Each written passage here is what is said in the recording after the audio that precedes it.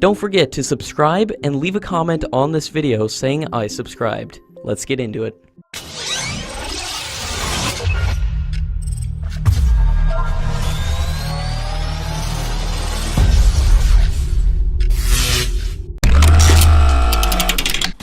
According to latest media report, the request for proposal for the purchase of 110 fighter jets for the Indian Air Force can be expected around the mid of 2019. The Indian Air Force is evaluating responses to its request for information from 6 foreign manufacturers and will not be rigid to accommodate more aircraft in the shortlist to avoid the repeat of the previous MMRCA tender when only 2 twin-engine jets had qualified. On 31st of July 2018, the Defense Acquisition Council had issued the guidelines for the implementation of the Strategic Partnership Policy, as well as project-specific guidelines for the procurement of naval utility helicopters.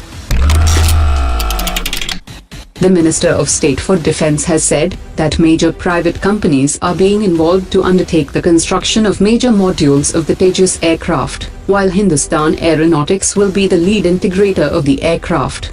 The Indian Air Force is grappling with a shortage of fighter jets, and to tide over the current situation, the government had sanctioned 1,381 crore rupees to ramp up the production of the Tejas aircraft from the existing 8 aircraft to 16 per year. According to the minister, the initial operational configuration Tejas aircraft can undertake air defense operations and conventional ground operations.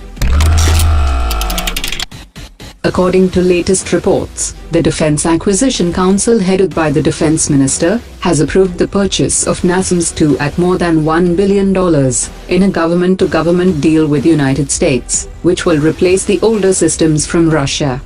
An Indian Air Force official has said that the NASAMS 2 will have to be modified to India's specific requirements and will be integrated with the Indian Air Force's Integrated Command and Control System.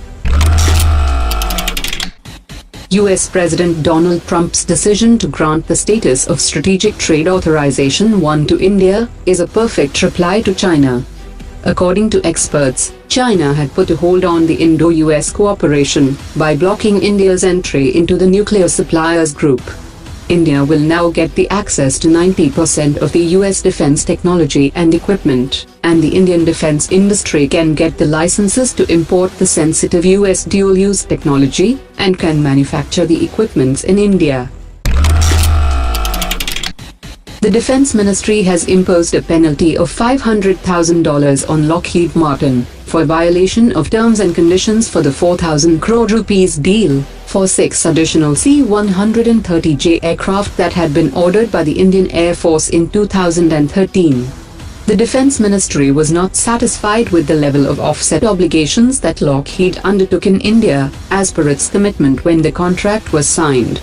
The company was mandated to undertake offset obligations and source parts and services from Indian companies to around $32 million annually, but it failed to meet these obligations during the execution of the project. According to latest reports, Russia has signed an agreement for naval cooperation with Pakistan. The two countries are also believed to have exchanged views to enhance cooperation in the training of personnel in the naval field and to conduct wide range of joint military exercises. Top sources have said that Russia have assured India that Russia will not do anything against the Indian interests and would also not sell any equipment to Pakistan.